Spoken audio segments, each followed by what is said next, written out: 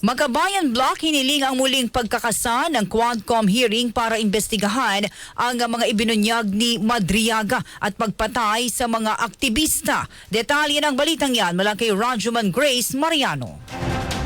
RMN Live Report! Nananawagan nga ang Makabayan Block na ibalik agad ang mga pagdilig ng House Quad Committee para imbestigahan ang mga aligasyon ni Madriaga laban kay Vice President Sara Duterte. Ayon kina Representatives Antonio Tino, Sara Jane Elago at Rene Co ng Makabayan Block, dapat mabusising mabuti ng Quadcom ang seryosong akusasyon ni Madriaga na sangkot umano sa mga illegal na aktibidad si VP Sara.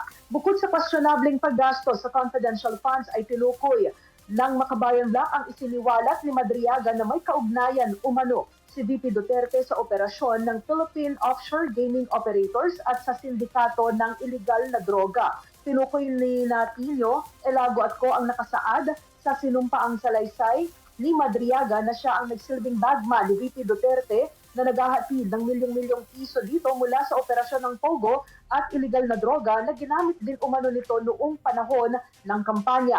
Bukod dito ay hinihiling din ng mga kongresistang kasapi ng Makabayan Block na kasamang imbestigahan ng Quad Committee ang mga kaso ng political extrajudicial killings kung saan ang mga biktima ay pawang mga aktivista at tagapagtanggol ng karapatang pantao.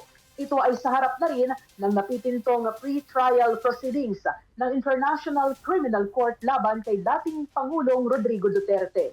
Kasama mo sa DCXL, RMN Manila, Rajuman Grace Mariano, Tatak RMN. RMN Network News!